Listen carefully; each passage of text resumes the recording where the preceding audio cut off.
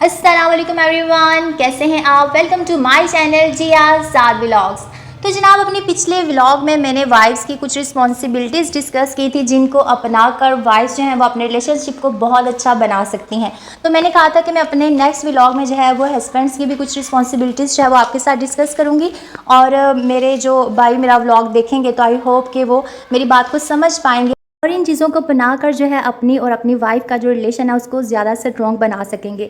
तो जनाब, सबसे पहले मेरा पॉइंट नंबर ये है कि एक वाइफ जो है वो बहुत ही ज़्यादा रिस्पेक्ट डिज़र्व करती है, क्योंकि हस्बैंड जो है वो शादी के बाद अपने ही घर में रहता है, लेकिन वाइफ अपने हस्बैंड के लिए, अपने पेरेंट्स को, अपने बहन भाइयों को, अपने जहाँ पे वो रहती है, अपने घर को, अपने मोहल्ले को और सम टाइम तो अपनी जो कंट्री है, अपना शहर है, वो भी चेंज करना पड़ता है। तो एक वाइफ जब सब कुछ छोड़ के जाती है तो पहले से ही वो सैड होती है।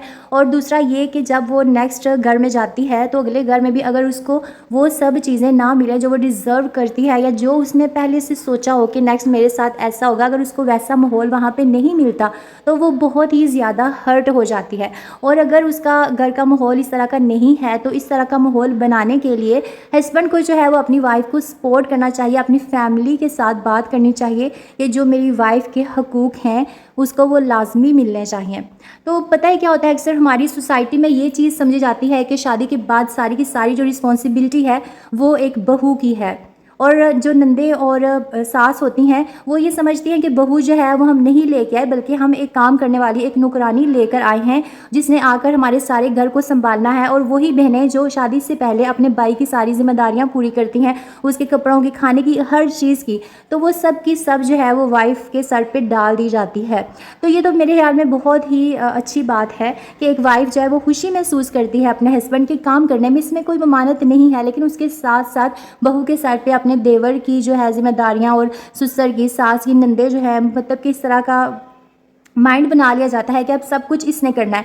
तो ये जो चीज़ है ये ज़रूरी नहीं है और ये होनी भी नहीं चाहिए, क्योंकि इस्लाम में ऐसा कोई जो है औरत पे फ़र्ज़ नहीं है कि वो शादी के बाद अपने सास ससुर की ज़िम्मेदार है, उनके कामों की ज़िम्मेदार है। इसके अलावा देवर और नंदों की खिदमत करना या उनके काम करना भी उस पर फ़र्ज़ है, ऐसा कुछ नहीं है। हाँ, अगर वो अपनी खुशी से करना चाहे, अपने हस्बैंड की खुशी के लिए करना चाहे, तो ये उसका जो है ये उसकी खुश इखलाकी होगी कि वो अपने हस्बैंड की खुशी के लिए ये सब कर रही है और वो एक अच्छी बहू साबित होती है। लेकिन आप उसको फोर्स नहीं कर सकते कि वो आपके पेरेंट्स की, आपके बहन भाइयों की सारी रिस्पॉन्सिबिलिटीज़ उठाए, जो कि इस्लाम ने उस पर फ़र्ज़ नहीं की, तो आप भी उसको इस चीज़ में फ़ोर्स नहीं कर सकते। और मेरे ख्याल में सास को भी चाहिए कि जब आप एक बहू लेकर आती हैं तो आप ये ना समझे मेरी बहू है, बल्कि आप उसको बेटी बनाकर लाएं और अपनी बेटियों की तरह ही उसको ट्रीट करें, तो इंशाल्लाह वो आपकी तमाम तवक्कुआत पे पूरी उतरेगी जैसा कि आप उससे तवक्कुआत रखती हैं।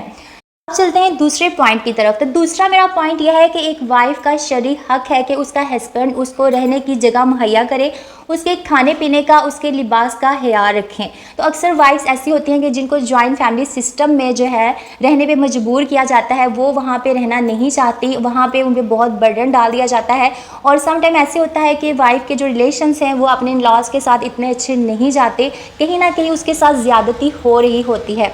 अब मैं ये भी नहीं कहती कि सारी की सारी गलती इन-लॉज़ की होती है, लेकिन जब वहाँ पे वो वाइफ ना रहना चाहे तो उसका शरई हक है कि आप उसको एक अलग घर मुहैया करें, क्योंकि ये उसको हक इस्लाम ने दिया है। तो हस्बैंड को चाहिए कि वो अपनी हैसियत के मुताबिक अपनी वाइफ को जो है अलग घर मुहैया करे। अगर वो इस कंडीशन में नहीं है कि उसको एक अलग घर लेकर दे सके, तो वो उसको एक सेपरेट रूम तो दे सकता है। तो अगर वो सेपरेट रूम उसको मिलता है तो उसके अलावा अगर वो खाना पीना या अपनी हर चीज़ जो खुद जो है वो करना चाहती है, तो उसको ये सारे हकूक़ दिए जाएँ कि वो अपनी मर्ज़ी से जो है वो खाना पकाए, या उसको किसी चीज़ में इतनी रोक टोक ना की जाए कि उसके दिल में ये ख्याल आ जाए कि ये उसका अपना घर नहीं है बल्कि वो किसी और के घर में रह रही है।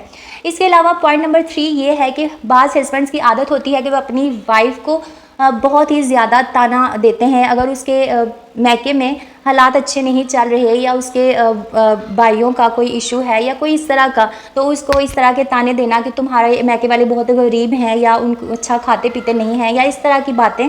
और इसके अलावा और भी बहुत सारी बातें, अगर सम टाइम वो खाना बनाती है तो अच्छा नहीं बनता या नमक मिर्च तेज़ हो जाती है या इस तरह का कोई इशू होता है, तो उसको डांट देना या उसको जो है वो सम टाइम ऐसे होता है कि बाज़ हस्बैंड जो हैं वो हाथ उठाने से भी दरेग नहीं करते। तो ये बहुत ही बुरी आदत है। अगर आपको एक सुगर वाइफ चाहिए तो शादी से पहले आपको चाहिए कि आप शुगर वाइफ का ही इंतखाब करें। आजकल तो आपको पता है कि एजुकेशन का दौर है और लड़कियां जो है अपना ज़्यादातर टाइम जो है वो स्टडी में गुजार देती हैं, उनकी ज़्यादातर लाइफ स्टडी में ही गुजर जाती है। तो उसके बाद जब वो ससुराल में जाती हैं तो उनको काम वगैरह इतना नहीं आता। तो आपको तो ये सब पता है कि लड़की जो है वो अपनी एजुकेशन कंप्लीट करके आपके घर बहू बन के आई है, तो फिर आपको चाहिए कि आप उसके साथ कंप्रोमाइज़ करें, को सिखाएं वो सब चीज़ें जो वो नहीं पहले से करना जानती। और अगर आपको सिखाना बहुत मुश्किल लग रहा है या आप नहीं सिखाना चाहती तो फिर आपको पहले से ही किसी शुगर बहू का इंतखाब करना चाहिए।